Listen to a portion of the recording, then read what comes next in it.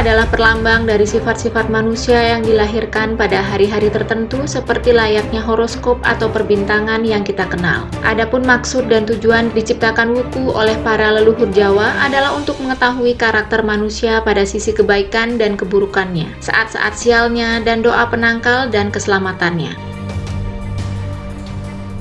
Diceritakan ada dua putri bersaudara yang bernama Dewi Sinta dan Dewi Landep. Dua-duanya diperistri oleh seorang pandita yang bernama Resi Gana. Resi Gana ini adalah putra dari Betara Temburu. Dalam ceritanya, dalam memperistri dua putri tersebut, belum mendapatkan putra dan cintanya dikarenakan usianya yang sudah tua serta buruk rupa. Pada suatu malam karena cinta kasihnya pada salah satu istrinya yaitu Dewi Sinta, sang resi mendapatkan kekecewaan karena perilaku sang Dewi Sinta tersebut, sehingga menyebabkan sang resi menjadi moksa atau menghilang secara gaib. Pada saat itu sang resi sempat mengucap atau bersabda kepada Dewi Sinta, pada suatu saat kelak nanti, wiji yang tertanam dalam rahimnya akan menghasilkan anak laki-laki agar diberi nama Raden Wartugunung. Singkat cerita, Dewi Sinta akhirnya hamil dan mendapatkan seorang anak laki-laki yang diberi nama seperti sabda tersebut. Sang bayi menjelang akhir dewasa, nafsu makannya luar biasa atau tidak lumrah seperti bayi-bayi yang lain. Hingga pada suatu saat ketika Dewi Sinta menanak nasi, Raden Wartugunung menangis sesenggukan. Saking kesalnya Dewi Sinta memukul dengan entong atau sendok nasi. Kemudian Wartugunung kecewa sekali lalu pergi tanpa pamit. Setelah selesai menanak nasi, Dewi Sinta mencari putranya, akan tetapi tidak pernah ketemu. Saking susah mencarinya, Dewi Sinta dibantu Dewi Landep yang bertapa di Padepokan. Dalam pertapaannya, akhirnya dua putri tersebut mendapatkan kesaktian yang luar biasa, sehingga banyak pandita-pandita yang lain banyak belajar ilmu dan ingin melamarnya. Tetapi semuanya ditolak, bahkan ada seorang resi yang sangat sakti pun yaitu Resi Tama, bahkan ingin memaksanya untuk memperistrinya. Hal ini mengakibatkan dua putri tersebut lari tunggang langgang, itu pun masih dikejar Resi Tama.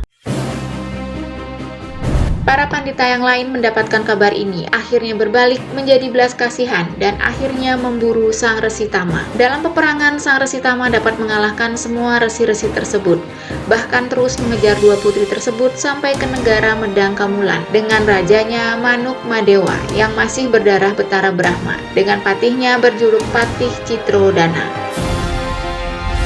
Di negara ini pun sang Prabu Manuk Madewa juga kasmaran terhadap kecantikan kedua putri tersebut. Sang putri agaknya mau dengan syarat bisa mengalahkan sang Resi Tama yang mengejar-ngejar tersebut. Akhirnya dikerahkan bala tentara untuk memerangi sang Resi Tama di bawah pimpinan Patih Citradana.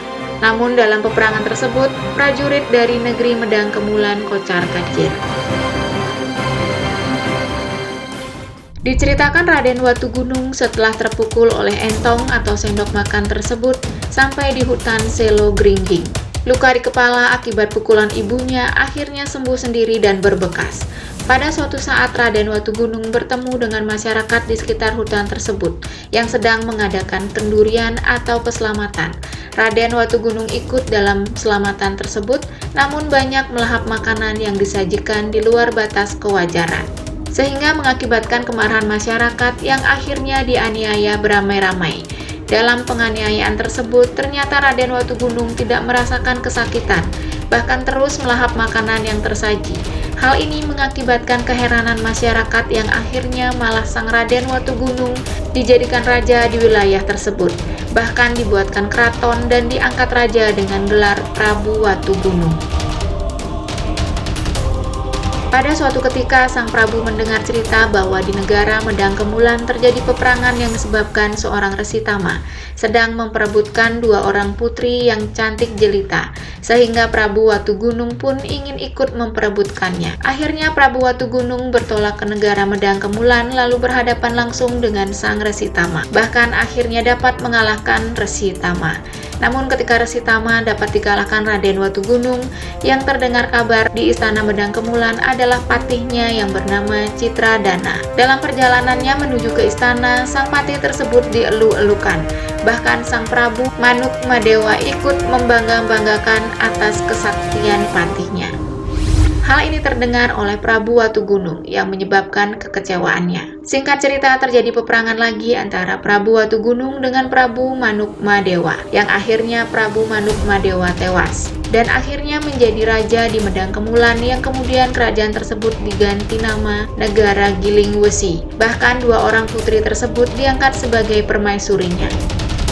Diceritakan lagi, setelah menjadi istri Sang Prabu Watugunung, Dewi Sinta melahirkan putra yang selalu kembar sampai 13 kali, kecuali yang nomor 14, sehingga jumlah putra Sang Prabu menjadi 27, yang masing-masing bernama Raden Wukir kembar dengan Raden Kulantir, Raden Tolu kembar dengan Raden Gumreg, Raden Wari Galit kembar dengan Raden Wari Gagung, Raden Julungwangi kembar dengan Raden Sungsang, Raden Galungan kembar dengan Raden Kuningan, Raden Langkir kembar dengan Raden Mandasija, Raden Julung Pujut kembar dengan Raden Pahang, Raden Kuruwelut kembar dengan Raden Warak, Raden Tambir kembar dengan Raden Madangkongan, Raden Maktal kembang dengan Raden Wuji, Raden Menail kembar dengan Raden Prangbakat, Raden Bala kembar dengan Raden Wugu, Raden Pajang kembar dengan Raden Kulau, sedangkan Raden Dukut tidak kembar. Kemudian pada suatu ketika Dewi Sinta diperintahkan untuk mencari kutu di kepala Sang Prabu Watugunung. Betapa terkejutnya Sang Dewi Sinta melihat bekas luka Sang Prabu yang mengingatkan kejadian putranya di waktu dulu. Sang Prabu bahkan sempat menceritakan asal muasal luka tersebut, yang ternyata Dewi Sinta adalah ibunya sendiri. Terjadilah keharuan yang luar biasa, betapa berat cobaan hidup ini dan betapa memalukan kejadian ini, sehingga diniatkan jangan sampai rahasia ini diketahui orang lain. Sambil menangis, Dewi Sinta berkata, "Sababing karuna ajalaran saking kepengine duwe maru widodari kahyangan," yang artinya tangisnya dikarenakan keinginan untuk mengawinkan anaknya dengan sang bidadari kayangan. Dikarenakan ketelanjuran cintanya pada Sang Dewi Sinta, Sang Prabu mengumpulkan semua putranya dan memerintahkan Prabu Raden Parangbakat untuk naik ke kahyangan bertemu dengan Batara Guru, lalu memohon seorang bidadari bernama Dewi Sri untuk diperistri Sang Prabu dengan cara tebak-tebakan. Resi Narada didatangi oleh Raden Prangbakat atas pesan bapaknya dengan membawa 2 buah ayam packing, di mana Batara Guru atau putra Batara Wisnu dipersilakan menebak mana yang jantan dan mana yang betina. Batara Wisnu menjawab, yang betina adalah yang bertelinga bolong dan yang jantan yang bertelinga mampet. Namun dalam ceritanya di Kahyangan, niat Watugunung dianggap merusak tatanan wilayah Kahyangan. Kemudian Batara Wisnu memimpin untuk mendatangi Sang Prabu di Gilingwesi. Akhirnya terjadilah peperangan para dewa dengan Sang Prabu, didahului dengan perang putra-putra Sang Prabu yang dikepung oleh pasukan para dewa. Dalam peperangan tersebut yang dipimpin oleh Prabu Watugunung sendiri, ternyata sulit dikalahkan. Akhirnya Batara Wisnu mencari tahu kelemahan Sang Prabu dari putranya sendiri, yaitu Raden Srigati, yang kemudian Raden Srigati mengutus Wil Awuk sebagai mata-mata untuk mengetahui kelemahan Watugunung. Wil Awuk merubah dirinya menjadi ular kecil.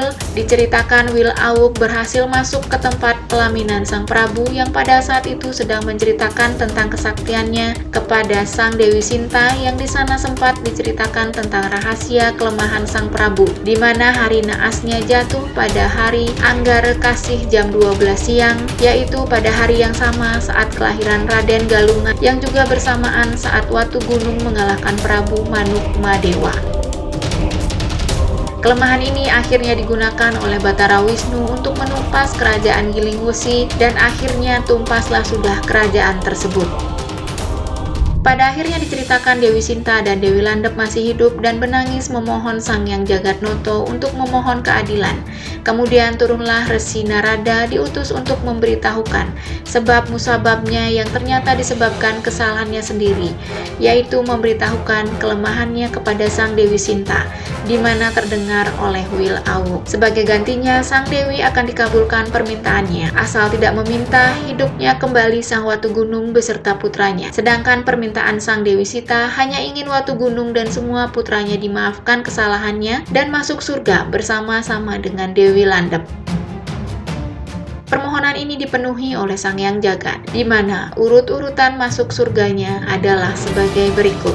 Dewi Sinta, Dewi Landep, kemudian diikuti ke-27 putranya yang terakhir Wartugunung oleh Betara Wisnu. Ke-30 nama tersebut dijadikan dasar perhitungan hukum.